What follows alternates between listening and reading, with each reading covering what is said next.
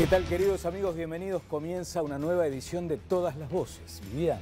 ¿Qué tal, Daniel? Muy buenas noches para todos. Bienvenidos. Bueno, uno debería preguntarse, y esto en nuestra condición de ciudadanos más que de periodistas, ¿cuán sano es para una sociedad estar debatiendo esto que vamos a encarar a continuación, a partir de este momento? Porque en una sociedad más libre, democrática, republicana, todos estamos sometidos en alguna forma a la crítica, y está muy bien que sea así, desde los parlamentarios, los gobernantes, ni que hablar, por ejemplo, que cualquiera que tenga algo de exposición pública está sometido a la crítica, y es algo así como un insumo que uno debe tomar. Ahora, ¿qué sucede cuando esa crítica va sobre algunos operadores del sistema judicial? Y cuando toda la sociedad está comentando aspectos vinculados a la tarea, en este caso particular que vamos a abarcar hoy, de los fiscales, pero podría ser de otros actores del sistema. Entonces, uno se pregunta, ¿es sano? Y bueno, es sano, es un debate que debe ser bienvenido. Ahora, me hace recordar aquello de que la mejor performance, apelando a la metáfora de siempre del fútbol, ¿no? La mejor performance de un juez es cuando no se habla de él. Y acá vamos a estar hablando de fiscales que seguramente han dado motivos para este debate. Hay un tema que se puso sobre la mesa en los últimos días y que fue lo que generó el debate, ¿no? Y es un enroque que hubo allí en la Fiscalía de Delitos Sexuales y Violencia de Género, que pone al fiscal Raúl Iglesias al frente de la Fiscalía de Cuarto Turno, y ahí toma dos medidas que generaron polémicas. Por un lado, el archivo de 300 causas vinculadas a delitos sexuales, unas 300 causas, todavía se está repasando esa cifra, y también la decisión de enviar a prisión domiciliaria, o el anuncio de que iba a hacer eso, a las 3 personas imputadas por la violación grupal del cordón. Esto genera polémica, pero además hay un telón de fondo también con la Fiscalía, ¿no? Y por ejemplo, con el poder que concentra el fiscal de corte. Por ejemplo, Cabildo Abierto había planteado que la Fiscalía debería de ser colegiada, como la Suprema Corte. Sí, aquello de los grupos de presión incidiendo también. ¿Cuán permeables son los fiscales, por ejemplo, en este caso, a los grupos de presión? Hay además como una especie de debate paralelo de tribunales o de fiscalías paralelas que son las redes sociales. De eso vamos a estar hablando hoy. Tenemos como invitados al diputado Gustavo Zubia. ¿Qué tal, Gustavo? ¿Cómo le va? Buenas noches. También al doctor Juan Faúndez. ¿Qué tal? ¿Cómo le va, Juan? Buenas noches. Y también a la abogada integrante de la red de abogadas feministas, Virginia Cáceres. Doctora, ¿qué tal? ¿Cómo anda? Buenas noches, gracias por la invitación. Bueno, comencemos con el debate. Zubia, ¿por qué es importante la independencia técnica de los fiscales? ¿Usted fue fiscal? ¿La defendió en su momento? Por supuesto. La independencia técnica es la garantía para el ciudadano de que el fiscal no va a ser mandados. Los mandados, obviamente, responden muchas veces al poder. Yo como fiscal tuve en algunas oportunidades con la sutileza que siempre se plantean la intención de que el fiscal haga mandados, sutileza, tuve algunos enfrentamientos en mi carrera como fiscal. Y me siento muy cómodo de haberlos enfrentado en forma y de haber soportado en el teléfono los 7 segundos que después de decirle a algún fiscal general no estoy de acuerdo con lo que usted postula, 7 segundos de silencio es un tiempo enorme para decirme del otro lado del teléfono muchas gracias, buenas noches. Problemas. Así que la independencia técnica es un baluarte, es importantísimo.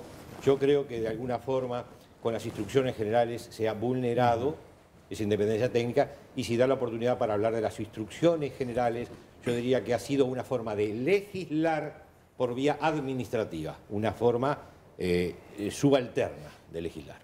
Subía, y en su ranking, digamos, de grupos de presión, ¿hay alguno que lideraba ese número de presiones a su teléfono? No.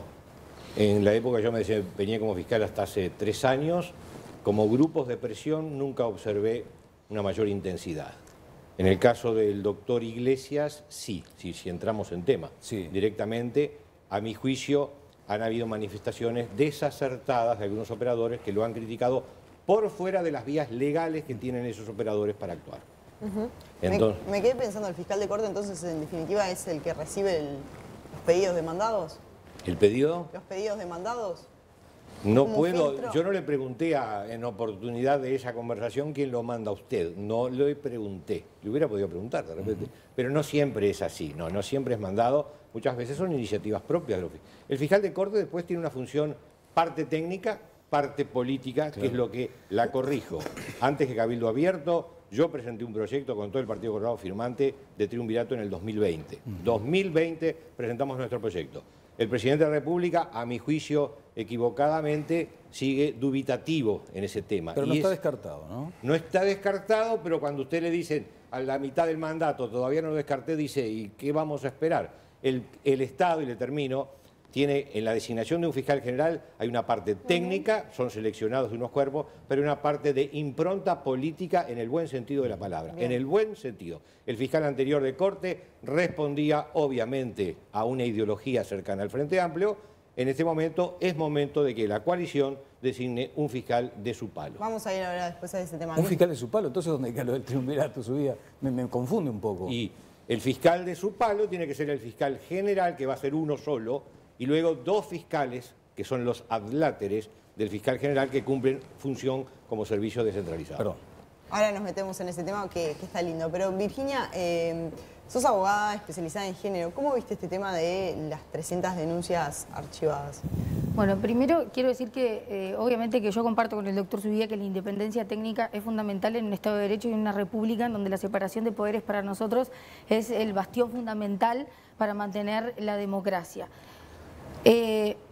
Lo segundo que quiero decir es que me parece importante ubicar la discusión, que nosotros, más allá de que los fiscales tienen un estatuto propio y especial, justamente por la especialidad de la tarea que cumplen y la importancia que tiene para un sistema democrático, en realidad son funcionarios públicos como cualquier otro y por lo tanto están sometidos a un régimen de jerarquía y bajo responsabilidad igual que cualquier otro funcionario como establece la Constitución. En ese marco es que el actuar de los fiscales debe ser ajustado a la norma. El archivo en sí mismo, como hecho, no debe generar o no debió generar una alarma social.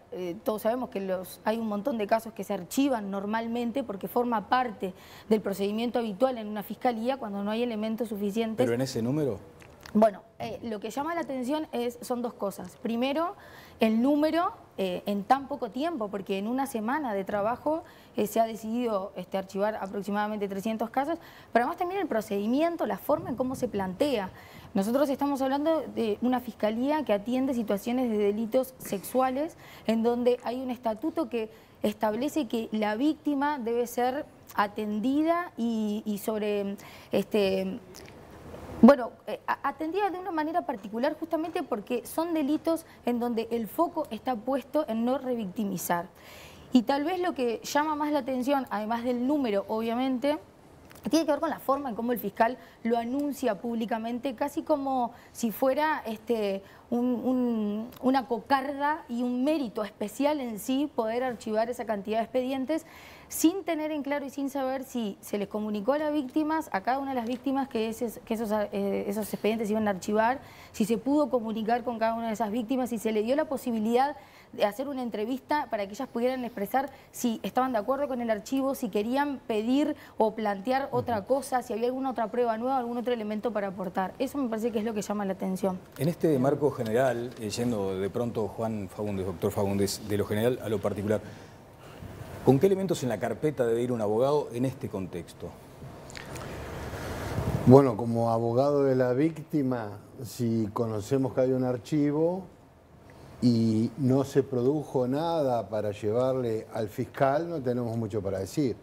Si tenemos algo como para arrimarle, el fiscal puede rever el archivo y seguir con la investigación. De todas maneras, una vez notificado el archivo y no querés tomar ese camino, podés pedirle al juez de garantías que otro fiscal revise ese archivo a los efectos de que considere si puede seguirse o no. Son 2 caminos diferentes. Yo no conozco qué pasó, si hay notificaciones reales a las denunciantes o denunciantes, o con esta noticia ya se percataron de la situación y alguno va a preguntar, ¿mi denuncia está archivada o no está archivada? Pero... ¿Y el fiscal debe justificar cada uno de los archivos? Bueno, la justificación depende de la naturaleza del archivo. Calculo que puede ser de 5 líneas a 2 carillas. Pero debe decir las razones por las cuales suspende una investigación. Sí, de alguna manera tiene que explicar por qué lo está archivando, pero un archivo donde no se produjo absolutamente nada de hace una denuncia hace 2 años atrás, no tiene mucho para decir más allá de que no hay ningún avance que permita continuar con la investigación. En su experiencia como abogado, ¿pasa eso? Es decir, hay casos que están ahí y no pasa nada con ellos, no se mueven y Sí, por hasta supuesto, en todas las materias, no solo en los delitos sexuales. Si hay también causas que tienen 2 años y terminan en juicio o en un acuerdo en delitos sexuales. Y en otras materias hay denuncias que no se atienden y quedan ahí hasta que alguien se preocupa de moverla en el sentido de aportar algo o preguntar qué está pasando. Bien. Claro. Fernando, ¿desde qué lugar abarcás este debate? Sí, a mí, más allá del evidente conflicto político que está planteado, a mí me parece que hay algo que tiene que ver con... Recuerdo hace 2 programas hablábamos, 2 o más, de uno de los elementos importantes, uno de los factores diferenciales que Uruguay tenía era el de la confiabilidad de las instituciones democráticas. Y que era algo que nos diferenciaba, lo decíamos sacando pecho respecto a la región, ¿no?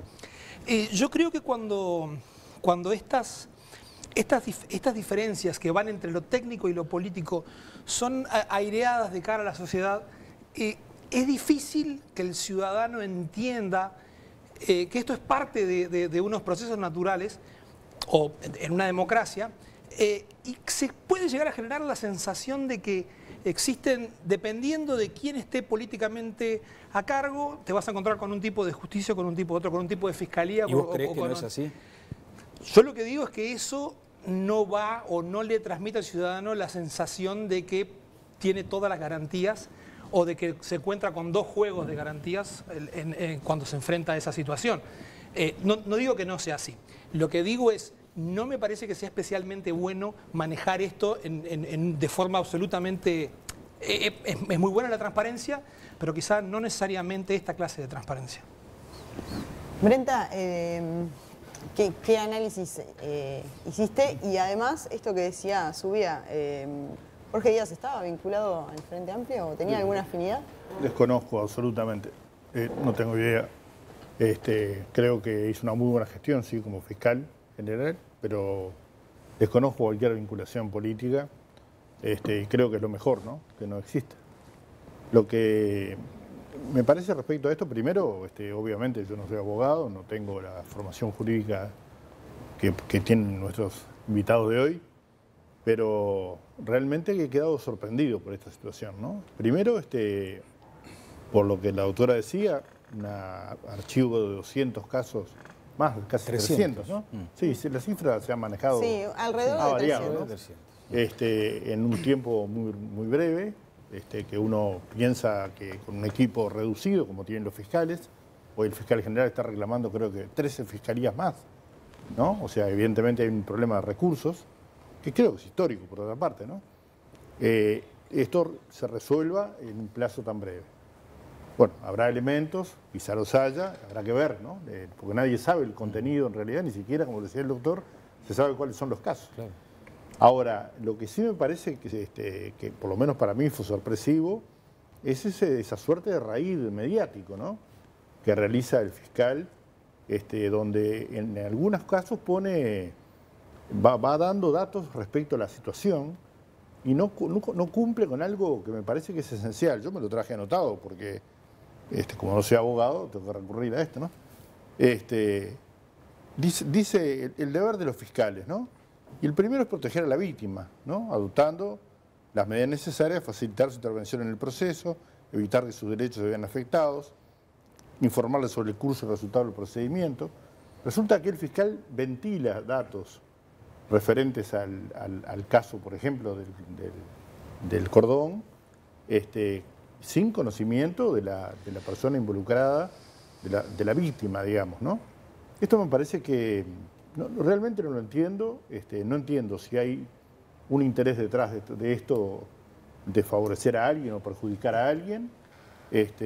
Por otra parte, el fiscal acusa al fiscal general de estar involucrado o de someterse a presiones. Bueno, lo decía Subía recién, ¿no? Yo no veo por qué recibir a Intersocial o a cualquier organización del tipo que sea puede constituir una presión. Uno recibe y después hace lo que le parece, ¿no?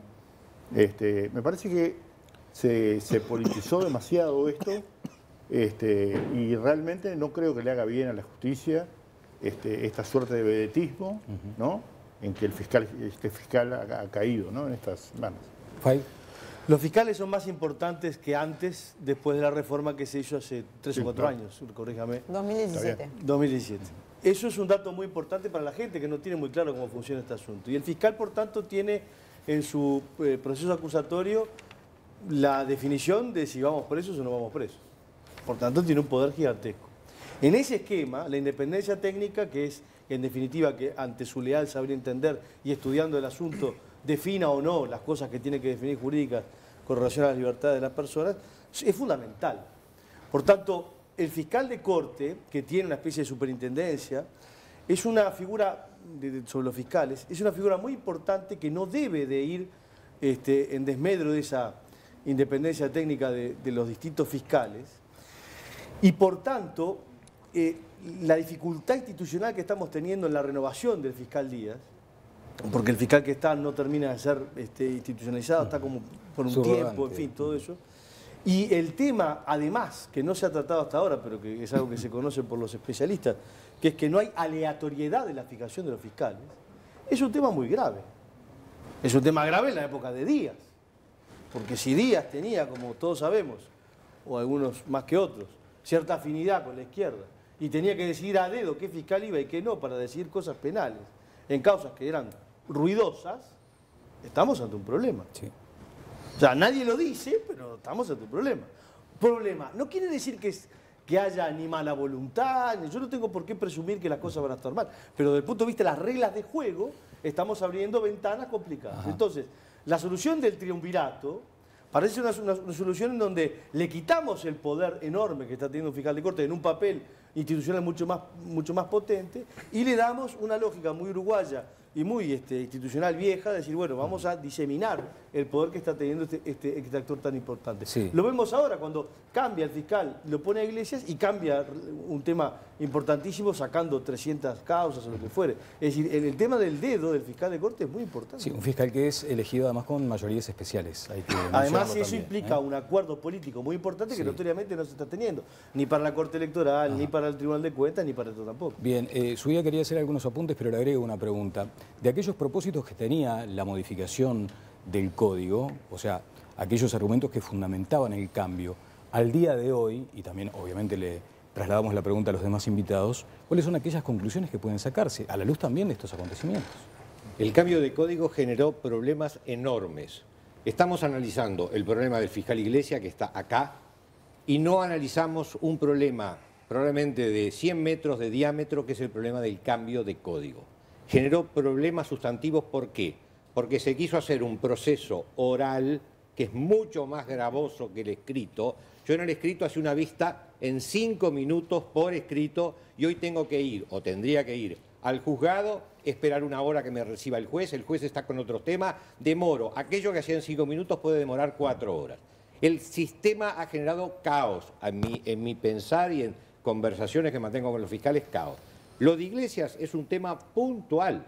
Hay fiscales, a ver, vamos a hablar más a calzón quitado. Hay fiscales que han archivado 900 causas en periodos de tiempo un poquito más extensos que lo que le tomó a Iglesias archivar 240, que creo que es la cifra final. ¿Pero de dónde sale ese dato? Porque de la oficina que lleva ese control en Fiscalía dicen que el promedio por fiscal son 40. El promedio será. Yo tengo datos fehacientes de 2 fiscales conocidos, uno archivó 900 causas en un periodo de un mes y otro archivó 1000 y pico de causas. Lo que pasa que ¿Sobre qué materias subía? En materia penal. La vieja materia penal, si le dijera la especialización, le estoy dando las pistas que no la quiero por ahora dar. Porque se dice el pecado, más no, entre comillas, bueno, tampoco decir las cosas a media, ayuda mucho, ¿no? No quiero decir un nombre, de compañero. Pero usted dice que hubo 2 fiscales que archivaron... De los que conozco, sí. de los que he tenido mentas. Han habido, los archivos en Fiscalía son numerosísimos. ¿Por qué? Porque el sistema no está diseñado para soportar el número de denuncias que hay. Iglesias archiva y por más que algunos pueden decirle vedetismo, el vedetismo me ha caído el sayo a mí 1000 veces. Para mí hablar claro en un país donde no se habla claro no es vedetismo, es ser claro. Iglesias arguye, y con razón, de que una fiscal que pidió salir de esa fiscalía, la fiscal anterior, porque no soportaba, tenía problemas para soportar, había estado a veces, durante años, sin abrir, porque eso se ve en el sistema, informático, sin abrir causas. Hubieron causas no abiertas por 2 años. Iglesias se enfrentó a esas causas y digo, ¿y qué hago con esto? ¿Qué hago con causas que eran una carilla, una denuncia de la carilla? Y entonces procede a hacerlo racional y es depurar, que eso es un concepto del nuevo código, depurar en lo que puede operar, abrir y tratar de mejorar al paciente, de aquel paciente que ya estaba fallecido, para decirlo en términos coloquiales. ¿Por qué? Porque era una causa de 2 años. Así que el fiscal opera bien y a mi juicio, yo acá traje 3 apuntes nomás y termino. Le pegan de la intergremial, dice una de sus referentes, Andrés Tuana, cuestionó la capacidad del fiscal Iglesias. El abogado Williman cuestionó de que el fiscal Iglesias tomó decisiones que vulneran y no protege a la víctima. Y el fiscal actual interino de Corte manifiesta, por respeto a la gente que hace una denuncia, siempre sería conveniente que un fiscal investigara lo que se está denunciando. Por respeto a la gente, digamos la verdad de este nuevo sistema que ha dejado a la Fiscalía de rodillas, los fiscales incapacitados para abordar el número brutal de casos y, por supuesto, críticas al sistema, entre ellas me pliego a la no aleatoriedad, pero es un pecado mortal en materia judicial. Es casi la capacidad de seleccionar quién va a empujar el carro en materia. Es brutal. Y eso se diseñó en el nuevo código, en la llamada DPA, es una oficina especial que dice, esto va para ti, esto va para acá. Y le termino. Yo estoy en la comisión de investigadoras de FENAPES. Probablemente el Parlamento, porque lo tiene que decidir, pase los antecedentes penales a la justicia penal por el tema de FENAPES. ¿Me van a decidir quién va a ser el fiscal que lo va a intervenir el caso? Es una barbaridad y como ella puedo citar otras más. También antes pasaba algo, al no haber materias especializadas, y es que causas importantes, no sé, la de ANCAP, por ejemplo, la de Balcedo, tenía 3 cambios de fiscal. Son causas que uno necesita estudiar, interrogar bien, atar cabos. No pueden tener 3 cambios de fiscal. Causas que son determinantes. Ese es otro problema. Sí. Otra cosa es lo que está sucediendo, que sucedió con el nuevo código. Balcedo ve los atardeceres hoy con placer y manda tweet en el celular. ¿Por qué? Porque Balcedo transó con el Estado uruguayo, arregló con el Estado uruguayo y le fueron devueltos. Limpios, planchados, lavados, millones de dólares. Yo lo que si tengo tiempo para hablar hoy va a ser del caos que representa. Que hay que crear más fiscalías, por supuesto, pero el fiscal Díaz no solo no creó en algunas oportunidades de fiscalía, sino que desconectó fiscalía para crear una cantidad de otros cargos. Doctora Cáceres. Creo que acá hay 2 situaciones que son, en algún punto, por supuesto que están conectadas, pero que creo que es importante diferenciarlas. Una tiene que ver con los problemas institucionales que puede llegar a tener la Fiscalía y que es un debate aparte y que me parece que es bueno y saludable también darlo, porque si hay cosas que están fallando, bueno, hay que ver de qué manera se pueden solucionar. Y yo puedo compartir algunas de las cosas que se dicen acá, especialmente, por ejemplo, es un tema que a mí me llama la atención. Nosotros tenemos fiscalías especializadas, pero no tenemos fiscales especializados. No tenemos una forma en cómo los fiscales realmente, no hay una carrera vocacional. Nosotros tenemos fiscalías de delitos sexuales, de violencia de género, de estupefacientes, pero los fiscales no eligen, ni se capacitan, ni se forman para poder trabajar en esa fiscalía. Y parte de eso responde, por ejemplo, con la acumulación de casos. Y bueno, eso puede ser una razón también. O sea, cuando uno, esto es ajeno a una fiscalía, pero cuando uno trabaja en un lugar en donde no está cómodo, en donde no hay una cuestión vocacional del tema, y eso hace que sea más difícil asumir determinadas responsabilidades. Cuando uno tiene formación en el tema, a uno le gusta, uno también trabaja desde otro lugar y los resultados son mejores. Pero eso creo que es un debate que es distinto, que tiene que ver con el diseño institucional de la Fiscalía que queremos. Ahora, Acá hay un tema puntual que nosotros no elegimos tratarlo porque no fue que un día las organizaciones sociales se levantaron y dijeron vamos a buscar un fiscal para poder criticarlo. Hay un fiscal que decidió salir a la prensa y tomar una posición pública con respecto al accionar de su fiscalía, de la que él es responsable. Y él, como funcionario público, debe asumir la responsabilidad que le toca por hacer las declaraciones que hace. Y cuando se lo critica... Pero al fiscal no se le pide precisamente como un valor en sí mismo la transparencia, que salga a decir lo que efectivamente está decidiendo. Está perfecto. Nadie dice que el fiscal no tenga el derecho ni que además no sea bueno para la población que un fiscal pueda salir a explicar cuáles son las medidas que está tomando. El problema que pasó con el fiscal Iglesias es que él decidió salir a la prensa a decir algo que iba a hacer, anunciar una medida que iba a tomar sin siquiera hablarlo con, en el caso de que se ha dado a conocer como la violación de cordón, sin ni siquiera hablarlo ni con la víctima ni con la defensa que la víctima tenía, que estaba en el expediente. Entonces, cuando uno decide cómo ejercer su función, está perfecto. La comunicación con la población me parece perfecta. Ahora, hay un límite a ese actuar, y más cuando uno está representando el Estado. ¿Y no estaría perdiendo independencia técnica allí?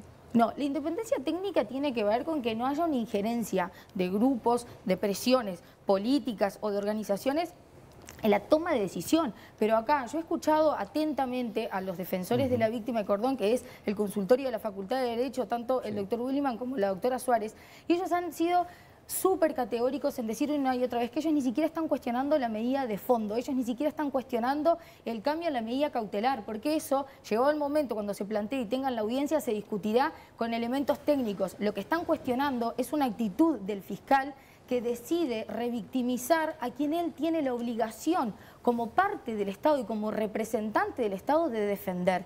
Y eso es lo que se critica y eso es lo que se debe revisar. Yo entiendo que todos queremos, y está bien que se debata y que los fiscales puedan tener toda la libertad del mundo de salir a decir, pero también creo que forma parte de, ¿estos son los fiscales que nosotros queremos? Yo quiero que un fiscal salga públicamente a anunciar una medida antes de decírsela a la víctima. ¿De verdad nosotros queremos eso como sociedad? Está bien que un fiscal, porque hoy es una fiscalía de delitos sexuales, pero mañana puede ser otra fiscalía. Está bien que quien tiene el deber de representar a esa víctima elija y decida salir públicamente. Usted dice, por ejemplo, que Iglesias decidió revictimizar a la víctima. Y bueno, yo no sé si él lo decidió como no, se levantó un día y dijo, lo voy a revictimizar, pero con sus acciones lo está haciendo. Claramente lo está haciendo. Juan, sobre esto que decía Virginia, pero además también, ¿cuánto crees que influyen justamente los distintos colectivos, ¿no? O incluso la prensa. En algún fallo se ha incluido el alarma pública, ¿no? Y también los abogados, que en cierta medida, no sé, me da la sensación que se han unido en el último tiempo más justamente para eso, para también tener un colectivo con el que influir. La unión con respecto a la asociación es una cuestión laboral y una cuestión también de estar preocupados por las cosas que pueden pasar o que están pasando. Es verdad que se ha mediatizado mucho más el abogado en la televisión. Subía como fiscal, salía y era la fiscalía hablando y gente enterándose de cómo una agencia del sistema estaba trabajando, cómo trabajaba o hacia dónde iba. Yo fui un abogado que salió mucho y fui muy consultado en las radios y es un poco, pero más una tarea docente de explicar que era algún delito de moda o lo que fuera. Hoy por hoy lo que hay es realmente una exposición de abogados y de casos permanente en la prensa. También hay una exposición permanente del Ministerio Público en Twitter, yo no soy muy del Instagram, pero me consta, etcétera, etcétera. Y también... Ay, no, ¿Tuvimos fiscales que hicieron TikTok? Yo llegué a Twitter como mi última experiencia en el teléfono, bien. No pienso profundizar mucho más. Nunca digas nunca. Sí. Pero es algo que no es regulable eso. O sea, la libertad de opinión y la responsabilidad es de cada uno. Sí. Ahora, grupos de presión siempre hay. Pero yo no creo que, por ejemplo, la asociación cuando sale ante todo esto dice, nos preocupa la independencia técnica, estemos presionando. Estamos simplemente diciendo, nosotros que estamos dentro del sistema y trabajando ahí, no queremos que esto se defina por presiones. Pero además el Ministerio Público, por lo que dice la propia ley, tiene un deber de objetividad. Más allá, antes de proteger a la víctima, tiene un deber de objetividad. Y el Ministerio Público no puede manifestarse, por ejemplo, diciendo, nosotros estamos para defender a la víctima. Porque yo creo que esa no es la función del Ministerio Público. Darle acogida, que la víctima tenga ahora participación ayudando, coadyuvando, no como parte, coadyuvando con la Fiscalía, me parece bien, pero no al punto tal de lo que ha pasado hoy, que realmente está absolutamente desorganizada la participación de la víctima en el proceso, lo que ha producido constantes reclamaciones de los abogados, de los imputados, por la violación del principio de igualdad utilizada por los abogados muchas veces de las víctimas, que hacen valer en determinadas instancias derechos que ni siquiera el imputado tiene. Clarito, el fiscal acusa, se le da traslado de la acusación al abogado, el abogado en 30 días contesta. Se va a una audiencia de control de acusación donde se discute la prueba. En esa audiencia viene la víctima y dice, yo tengo estas pruebas. Por lo tanto, ya vio mis pruebas, que soy el imputado, y presenta nuevas pruebas y yo no puedo presentar nuevas pruebas, más allá del prueba sobre prueba, etcétera, etcétera, que se ha vuelto también cada cosa, cada instituto, por mejor intención que haya tenido, ya sea a través de una reforma, ya sea a través de la LUC, no es un tema de dónde viene. Es lo que está pasando. Cada nuevo instituto tiene 3 interpretaciones o 4. La de la Fiscalía, la del abogado de la víctima, la de los abogados de oficio o particulares y la de los jueces. Hay 4 tribunales, hay posiciones sobre determinados temas que son las 4 posiciones diferentes. Está bien, hay independencia técnica también en los jueces, pero ojo, porque los jueces son los que condenan y la condena es la voz de los jueces. Entonces, ojo con la disparidad de criterios cuando estamos hablando de las garantías de los imputados y también de las víctimas, que yo modestamente hasta ahora considero que las tiene que llevar adelante la Fiscalía. Sí, una cosa es la disparidad de criterios, otra cosa es el sesgo, ¿no? Parece que advierto allí que querés poner de manifiesto que hay muchos más sesgos hoy que de pronto en el anterior Código Penal. Bueno, cortito, mirá lo que modestamente, uno estas cosas las tiene que no pensar solo, hablarlas, charlarlas, pero los ámbitos son muy reducidos. Las asociaciones son, bueno, no la nuestra que ha tratado de vincularse con todas, pero bueno, ¿cuál es el hecho? Yo hablo de la objetividad del Ministerio Público y del deber de actuar independientemente, etcétera, etcétera. Pero si vos fraccionás, es para estudiar, si vos fraccionás las fiscalías por temas y buscás perfiles para ocupar esos temas en las fiscalías, vas generando una actividad del ser humano a ponerse el traje de esa temática, económica, sexual, droga, lo que sea. Entonces, yo creo que de alguna manera la objetividad se puede estar perdiendo porque vos ponés al funcionario para esa función y el funcionario a veces se transforma en el requisito de su especialidad. Claro, pero hay materias que necesitan una especialización. El lavado de activos, el narcotráfico, inevitablemente. Y la misión siempre es perseguir el delito. Bueno, sin duda, pero yo creo que los fiscales tienen que estar capacitados, tienen apoyo también de cursos, de cada vez más, para comprender todas las materias. Vos ponés foco en la materia de, por ejemplo, de género, ¿no? Tenemos que hacer un auspicio brevísimo, pero ahí hay un foco. La materia de género es la más sensible, sin duda que es la más sensible. Ha explotado de manera, en el derecho penal, de manera exponencial. Lo único que a mí me preocupa como abogado es que cuanto más explota la materia de persecución de delitos sexuales, más garantías se les restan al imputado. Entonces, yo no digo que no se persiga el delito, pero no a costa de eliminar la prueba del imputado para llevar adelante el éxito de una denuncia que puede tener... 10 segundos. Sí, 10 segundos después del auspicio, subida, por favor. Tenacidad, disciplina, trayectoria, evolución. Con la mirada en el mundo, transformamos la uva en uno de los vinos más distintivos de Uruguay. Jiménez Méndez, máxima expresión del terroir. Subía, tiene la palabra.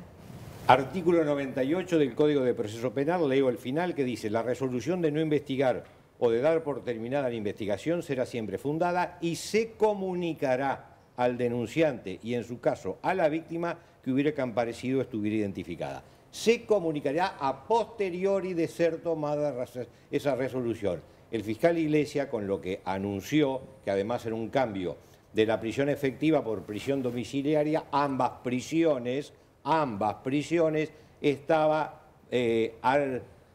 tomando esa medida al amparo del 98 que no lo obliga a tener que conversar antes con la víctima y no estaba revictimizando en absoluto. Es una medida que me parece muy humana y muy valiente de tomar por todo lo que estaba diciendo Fagundes recién, en contra a veces de ciertas percepciones que quieren avasallar. Yo he pedido responsabilidad penal de numerosos hombres violentos, podríamos llegar a decir en eso coloquial, bárbaros, y lo he pedido convencido de que hay que romper una determinada cultura que todavía estamos viendo hoy coletazos a diario. Pero de ahí a bandearse para el otro lado y a pensar incluso con la ley de violencia contra la mujer, que la prueba puede ser observada desde una perspectiva de género, es quebrar la igualdad entre la ley que es constitucional. Constitucional. Hoy o mañana la persona de menos ingresos va a tener mayor valor su versión testimonial que la persona de más ingresos. El más joven va a tener mayor valor que el anciano en su testimonio. No podemos quebrar la igualdad y eso es comprendiendo a pie juntillas las barbaries que se cometen, una cultura machista que sigue imperando pero que la tenemos que combatir con derecho y no con posiciones de fútbol. Vamos a abrir el panel. Eduardo. No, yo quería decir simplemente que si bien formalmente quizás no le correspondiera, tenga derecho el fiscal de hacer público a posteriori, digamos, hacer conocer a la víctima a posteriori la resolución que voy a tomar, se la hizo saber primero a la prensa, ¿no? O sea, primero se le hizo saber a un programa de radio y luego no sabemos siquiera si le comunicó a la víctima como establece la norma. Supongamos que sí, que le comunicó, pero no veo por qué tenía necesidad de salir públicamente, ¿no? La verdad no me parece adecuado el accionar.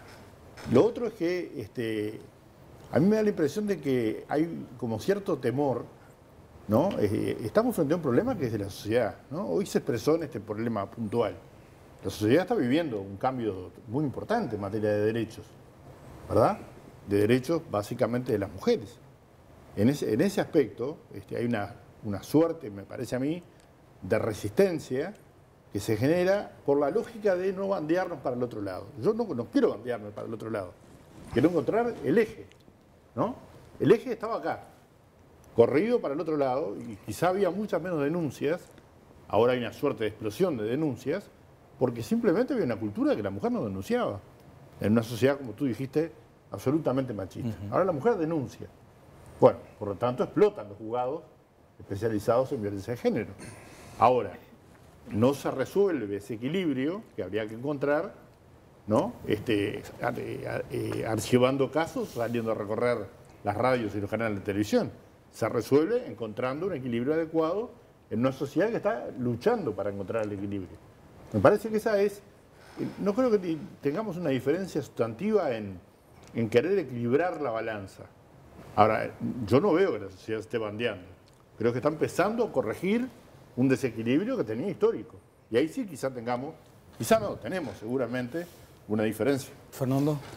Sí, a mí me parece interesante. Hoy temprano escuchaba sobre este caso al abogado Andrés Ojeda hablar sobre esto, ¿no? Él mencionaba una cosa que me parece que tiene que ver con algo que se vincula con lo que estamos diciendo de una manera muy hasta numérica. Él decía, solamente el 3% de los casos llegan a juicio. El 97% de los casos terminan resolviéndose en alguna clase de acuerdo con la Fiscalía. En un proceso abreviado. Claro, entonces lo que él decía es que justamente eso, lo de la necesaria objetividad toma un carácter especialmente importante, porque quiere decir que 97 de cada 100 casos necesitan de esa instancia objetiva. Yo, con respecto a lo de, para mí es interesante cómo la charla rápidamente pasó del caso concreto a una cuestión más general que me parece que es importante y que tiene que ver con algo que decía Subía. ¿Se le puede poner carga de género a la prueba? Es decir, la prueba es una cuestión objetiva, externa, o depende de la mirada. ¿Se entiende lo que quiero decir? Sí. Yo la sensación que tengo a veces con esto es de que estamos corriendo el riesgo en el intento de avanzar, estamos corriendo el riesgo de ir para atrás. Es decir, que por ejemplo invertir la carga de la prueba. O por ejemplo,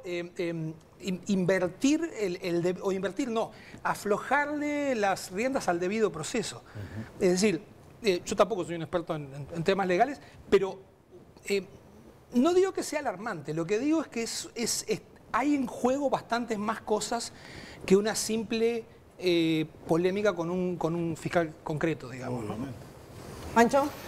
Sí, yo no seguí mucho la actualidad de España, pero si nos queremos adelantar a qué es lo que está ocurriendo en otras partes con relación a ir a fondo en la teoría de género y en el tema de los femicidios que tienen más responsabilidad si el hombre mata a la mujer que si la mujer mata al hombre o si la mujer mata a la mujer. Bueno, en España, por ejemplo, lo que uno más o menos ve son cosas espantosas, ¿no? En el sentido que se bandeó para el otro lado en un plan, la mujer le hace una denuncia al tipo, al marido, de que hace violencia doméstica y se tiene que ir esa misma noche de la casa, sin prueba alguna, más que su propia declaración. Pero eso es un disparate. Verás, es un disparate que le pegara a la mujer, por supuesto. Yo no estoy diciendo que el hombre estuviera bien que le pegara a la mujer y que no pudiera la mujer decir nada. O sea, no es que estuviera bien el péndulo de aquel lado, pero el péndulo a donde se fue España es espantoso también. Y el problema de fondo es que, un poco lo que decía Fernando, en donde se está queriendo avanzar en un sentido con herramientas que no son buenas. Es decir, si tú derogás la Constitución de hecho y en vez de lo que nos diferencia que son talentos sin virtudes, es que si sos mujer tenés más, digamos, matar a una mujer es más grave que matar a un hombre y tenés más pena, pero eso está mal, ¿no? Eso está mal siempre. Ese es un problema que no está bien resuelto. Y ahí hay un tema legal que se hizo en el periodo pasado, que se está queriendo revisar. Hay problemas que son, digamos, legales que ya se hicieron y hay también reformas como la del fiscal de corte y el triunvirato que también se tienen que enfrentar. Son temas difíciles, son temas donde hay mucha presión, sí, porque hay muchas ONGs además, algunas bien intencionadas, pero otras no, en un sentido de presionar para que haya en ese ámbito específico de las relaciones de pareja y las relaciones familiares internas una especie de lucha de clases allí, que se transforma aquella lucha de clases económica a una lucha de clases de sexo, y es efectivamente así, y piensen en el caso de España que acabo de narrarles, y es eso lo que ha derivado, y eso es un veneno gigantesco para una sociedad en donde de por sí ya teníamos enormes problemas de violencia doméstica y que estaban silenciados por una cultura espantosa. Virginia. Bueno, yo además de ser abogada y militante feminista, soy una ferviente militante del vallismo y a mí el vallismo me enseñó que uno no puede tratar igual a los desiguales. Y no porque los hombres y las mujeres sean objetivamente desiguales, sino porque hay una desigualdad en lo que tiene que ver con el acceso a la justicia y eso es un hecho que es irrefutable. Entonces, toda esta corriente que hubo en los últimos años de tratar de, mediante algunas acciones legales, tratar de generar una igualdad en el acceso de la justicia, tiene que ver con eso justamente. Y yo comparto que esto no tiene que ver con modificar ni la carga de la prueba, ni modificar los principios rectores del derecho procesal, porque no corresponde que así sea. Ahora, sí hay que tener una mirada distinta, porque uno no puede analizar la prueba desde el mismo lugar, con los mismos estándares de exigencia que se requieren para otros delitos. Ahora, doctora, así como tampoco puede ser, por ejemplo, cuando se trata de vulneración de derechos de niños y niñas. No se puede evaluar con los mismos estándares la prueba, porque las situaciones son muy complejas, son de muy difícil prueba, las pruebas son de difícil acceso, por lo tanto, la normativa tiende a tratar de que el acceso a la justicia, el real acceso a la justicia, sea más fácil partiendo de la premisa de que hay una dificultad objetiva en ello. Bien, ya voy con usted, Zubia. Lo que parece quedar claro como una de las conclusiones es que efectivamente los grupos de presión terminan permeando hacia quienes tienen que tomar decisiones. Ahora, mi pregunta es, ¿no es un cometido acaso, y antes de ir con usted, Zubia, no es un propósito de un grupo de presión presionar? O sea, ¿está mal visto eso? Está mal visto con algunos grupos de presión. No, porque queda demonizado el concepto de presión, pero lo que buscan, por ejemplo, los grupos que pretenden incidir desde tu lugar, también buscan eso, presionar. Es que en realidad hay algunos grupos de presión que están mal vistos y otros que no. En realidad, obviamente, lobby hay muchos grupos que hacen en este país de distintos aspectos. Una cámara de comercio, cuando se plantea un tema que tiene que ver con el comercio y va y se junta con determinados legisladores para plantear un tema de su interés, es un grupo de presión. Entonces, en realidad los movimientos feministas lo que están haciendo, sí, están haciendo presión, claramente. Y esa presión puede tener dos rasgos: ser lícita o ser ilícita. En la medida que leí hoy apuntes de prensa donde hablan de que el fiscal no tiene capacidad como fiscal, yo puedo presumir que el fiscal Iglesias, al explicar las medidas que tomó, le dio una dimensión más grande al problema. Quiso decir lo siguiente: agarré una fiscalía con 900 casos, todos delicados, algunos lamentablemente perimidos porque por el tiempo pasado era imposible hacer algo. Yo tomé medidas de fondo. Si quieren llamarlo vedetismo, llámenlo vedetismo. Está apuntando a las grandes deficiencias que está teniendo este sistema que estamos viviendo, que pocos fiscales hablan. Las deficiencias son de que hoy el fiscal tiene que ir al proceso abreviado a como dé lugar, porque el proceso oral es un avatar inabarcable. Los fiscales no pueden dedicarle meses y meses a esos procesos orales, como hemos visto con Operación Océano, donde se ha desfondado, a mi juicio, muy personal, toda aquel inicio donde iba a haber poco menos que iba a desmoronar la sociedad patriarcal con ese proceso, y se ha venido desmoronando. Han llegado a absoluciones, han llegado a acuerdos, han llegado a no disponer prisiones preventivas. Entonces el fiscal con lo que hace acá es dar una demostración de que no solamente tiene independencia técnica, sino que está señalando las deficiencias del problema.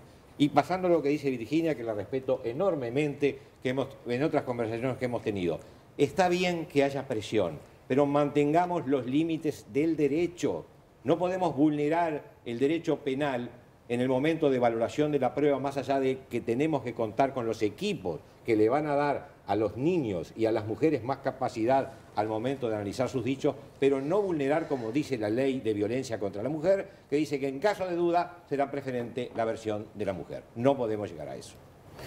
11 imputados y varios procesos abreviados en la Operación Océano, no sé si es... Procesos abreviados, cuando hablamos del proceso abreviado con el 97% de los casos, ¿qué pasó? El 97% de los delincuentes que son sometidos a proceso confiesan. Bajó la Madre Teresa de Calcuta del paraíso y les digo, muchachos, sean buenos y confiesen. Confiesan porque el proceso abreviado lamentablemente tiene una malísima calidad de justicia. En 1 hora o en 2 horas se puede solucionar un homicidio. Con el diputado Luz y el diputado Colman, ahora nos proponemos, estamos en una comisión, mañana vamos a recibir ya autoridades, nos proponemos modificar un proceso abreviado que los niveles de justicia que tienen son ínfimos. Algunos importantes juristas latinoamericanos han dicho así: Zaffaroni, antes había procesados sin condena, hoy hay condenados sin juicio, lo dice Zaffaroni, no lo dice Zubia, que muchos califican de facho. Está bien, Zaffaroni. Lo que yo le decía es que la Operación Océano tiene 11 personas que van a juicio y tuvo varios procesos abreviados. Digo, tampoco Y tuvo para varios menospreciar. absueltos. ¿Cuántos absueltos? Sí, obvio. 11 absueltos. No. 7, creo. Sí. Sí. No, 11 van a juicio y los procesos abreviados creo que fueron Claro. unos cuantos al final. Pero digo, Y vamos a ver tuvo a los resultados. mejores abogados del país contra la Y Fiscalía. los enormes con todas defectos las- que Fiscalía tuvo en el juicio de Operación Océano son brutales, no viene el momento, acuerdo. no creo que haya tiempo para tratarlo. Usted fue parte, ¿no? Sí, en realidad los números son ¿Eran 11? 11 a juicio, 9 acuerdos y 13 sobreseimientos. Ahí va, hay 4 que no llegaron ni a formalización. No llegaron ni a Vamos a este auspicio y seguimos en este tema. Viví el puesto. Viví Uruguay. Gastronomía, estilo y tradición en uno de los lugares más lindos de Carrasco. El puesto, la parrilla tradicional de Montevideo. Bueno, hay que decir que pasaron muchos años buscando una base de acuerdo muy amplia, porque además no se estaba reformando cualquier cosa, era el Código del Proceso Penal, para llegar a este nuevo que tenemos. Y recuerdo que el juicio abreviado por los defensores del nuevo régimen era como lo mejor que podía sucederle a nuestro sistema de impartir justicia, salvo excepciones. Me está negando con la cabeza, varias veces lo tuvimos aquí en Todas las Voces, oponiéndose a eso. Ahora, ¿hay que revisar otra vez? Porque si uno empieza a considerar que pasaron tantos años, debería decir, bueno, pero si pasaron tantos años, si opinaron los que más saben del tema aquí en el país, hubo consultas en el exterior, se supone que este debería ser el sistema. Y todos los días aquí mismo en los medios estamos hablando de las injusticias que se cometen a través de los juicios abreviados. ¿Hay que cambiar? Sí, yo creo que hay que cambiarlos. Para mí hay dos problemas que están ya a la vista. Antropológicamente, este código no funciona. O sea, nosotros somos o venimos o hemos desarrollado una cultura que puede adecuarse al sistema acusatorio, pero nunca nos vamos a adecuar al sistema acusatorio anglosajón, que es de donde se trae. ¿Nos quedó grande o chico el traje? Nos quedó grande porque nuestro traje es un traje de trabajador, no es un traje de fiesta. No. Nuestro traje no es toga, como quieras verlo, pero además son 500 años de juicios acusatorios, claro, cuando acá la justicia nace hace 200, por argumentar algo. Pero, ¿cuál es el tema? Además de que vino ya con ciertas necesidades, cada reforma que se hace mueve un sector del código, atrofia otro, deja inútil otro, porque no han sido reformas del sistema en sí, sino que tratan de modificar algo acá, sacar algún beneficio acá, etcétera, etcétera, y el código ha ido perdiendo su espíritu, que para mí era tener un juicio oral y público, para mí era confrontar dos partes y que un ser que esté por fuera del conflicto decida, que haya un juez para la primera parte, si está bien o mal, pero un juez para la primera parte, un juez para la segunda parte. Ya por una cuestión presupuestal, los jueces hacen el doble dos, o sea, los jueces de garantía en un juicio, en un proceso, al iniciar son jueces de garantía, pero a su vez en otro proceso que no puede ser en el que actúan como garantía, actúan como juez de juicio. Yo creo que son funciones bien diferentes y exigirle a un juez que un día haga de juez de juicio y otro de garantía no es lo más profesional que podemos esperar. Pero antes estaba mucho más involucrado el juez en el proceso. Sí, pero por eso se cambió. Por eso. Yo no estoy negando el cambio, yo lo que estoy diciendo es que no está funcionando, claro, y que las reformas han atrofiado más el funcionamiento y que el acuerdo en sí, como abogado diría que una de las, más allá que el derecho penal ha sido barrido del proceso del juicio también, ¿no? Sí, totalmente. El derecho penal ha sido barrido de la discusión en el proceso. En el acuerdo no hay ni siquiera segunda instancia. Lo que cualquier convención internacional dice que se debe de legislar siempre con segundas instancias, la posibilidad de rever, y acá no se hace, porque bueno, es la razón del artillero. Hay que solucionar el tema rápido y al menor costo, hora hombre, etcétera, etcétera, porque si no la Fiscalía necesitaría el triple de fiscales y de equipos fiscales. Cuando vos decís en el proceso abreviado fue barrido el derecho penal. En todo el proceso. En el juicio también. En el juicio también. Sí, no, el derecho penal, acá lo que se habla... ¿En qué se están basando entonces? En relatos. En regateos. En el acuerdo En y en el juicio en relatos. El parche. ¿Suya? Hay que dejar en claro, el 97% de los casos van por proceso abreviado. No se diligencia prueba, no se diligencia judicialmente prueba. Es un regateo entre el fiscal y el defensor. Bueno, yo te pido tanto, no, dame menos que... Y cada uno calcula con qué puede regatear. No hay diligenciamiento de prueba. El mandato constitucional, nadie puede... ¿La justicia es una feria? ¿Es una feria? ¿Es un remate? Yo, con ciertas dotes histriónicas, ustedes saben que la humildad no es un atributo mejor. No abona. Sí. Así que tengo ciertos dotes histriónicos. Sí. En el regateo trataba de torsionar la voz, irme, volver, no, sí, esto pero es tristísimo. Era todo un regateo. Porque estamos hablando de temas vinculados a las personas, a impartir justicia que afectan directamente a personas. Pero además, y eso se lo dejo para la calidad de la justicia decreció. Lo terrible de todo esto es, va a ser dificilísimo extirpar esos males del proceso abreviado, porque es expeditivo. Eso es lo terrible. En 2 horas soluciona lo que antes le llevaba 2 años. Entonces, claro, lo que hoy se soluciona en 2 horas. Ahora, hemos matado el concepto de justicia y hemos ido al concepto de negocio y de regateo. Terrible. Le termino el 15. Nadie puede ser preso sin infragante de o semiplena prueba que no existe lo que el mandato constitucional exige. El tema también es en un regateo, entonces gana el que tiene más plata. Y ahí se entra el tema de si hay una justicia para ricos y para pobres. Sí, ¿no? Vamos a poner este tema después de la pausa.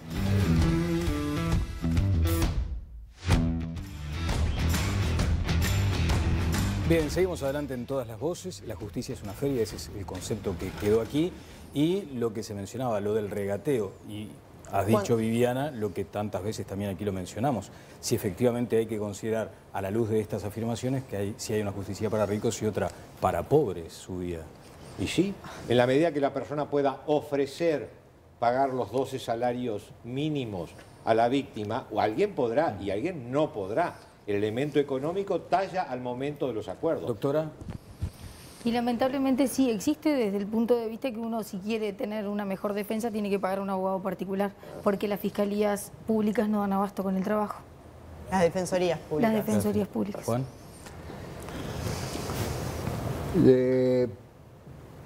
Hay que revisarlo porque se están cometiendo injusticias.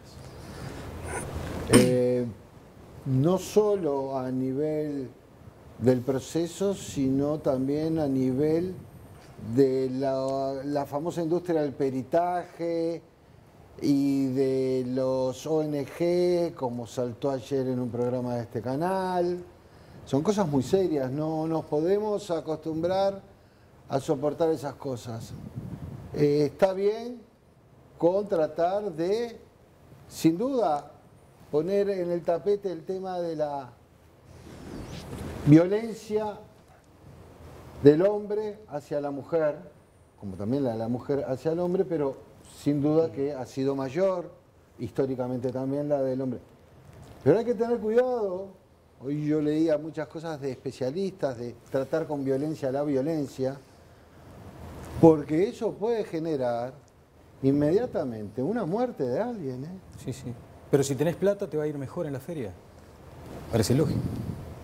Si vas a juicio, el juicio es muy caro. Muy caro. Un juicio, un perito no te baja de 40.000 pesos. Si vas a tomar las audiencias a 2 salarios mínimos, no te bajan de, hoy por hoy, 38.000 pesos, más el IVA. Te estoy diciendo la básica. Podés tener 6 audiencias, podés necesitar 2 peritos. etcétera, etcétera. O sea que un juicio a cualquier persona le puede estar saliendo unos 300, 400 mil pesos como si nada. Yo quería decir que aquel atentado que teníamos pensado, no lo hagamos. No lo hagamos, no va a salir carísimo. No sale carísimo. que no hay basta ver las cárceles, ¿no? Para ver quién está preso y si hay justicia y se trata igual a los desiguales, ¿no? La autora decía recién, ¿no? Que no hay que tratar igual a los desiguales. No hay que tratar igual la denuncia de una mujer que es víctima de violencia doméstica. No hay que tratar igual la denuncia de un joven. Nuestras cárceles están llenas de jóvenes, ¿no? Jóvenes, pobres. Esto es un dato de la realidad, ¿no? Yo no puedo profundizar en los aspectos jurídicos porque francamente desconozco, sé que se han cometido injusticias. También creo que en la etapa anterior gente pasaba años sin condena, ¿no? En las cárceles y terminaba en muchos casos comprobando su inocencia, ¿no? Eso también sucedía y era una injusticia enorme, ¿no? Por lo tanto, creo que hay que seguir avanzando, me parece que es lógico que siempre hay caminos para mejorar. Pero hay que pensar que la justicia debe reflejar las injusticias que se cometen en la sociedad y en la cultura que la sociedad tiene. Y tratar de que la justicia también juegue ese papel, ¿no? De equilibrar. Sí, a mí me queda más que afirmar nada, me queda una pregunta. Si lo que teníamos antes del cambio en el código tenía un montón de falencias y también tiene otro montón de problemas, ¿qué es y lo pregunto porque no lo veo del todo claro, ¿qué es lo que en qué dirección habría que ir para superar la etapa anterior lo que se ha descrito como un caos acá hoy? ¿Pancho? ¿Tenés otro programa para no, pero pregunto. El mes que viene. Si es que alguien lo tiene, ¿no? A mí lo único que me interesa dejar como reflexión final es que evidentemente todas las cosas que se han dicho, o muchas de las cosas que se han dicho, institucionales o más importantes, precisan acuerdos, precisan grandes negociaciones o largas, interpartidarias y tal, por ejemplo, para el tema del cambio del peso en el fiscal de corte. Ahora, la aleatoriedad en la elección de los fiscales es algo que capaz que se puede arreglar, no sé si administrativamente.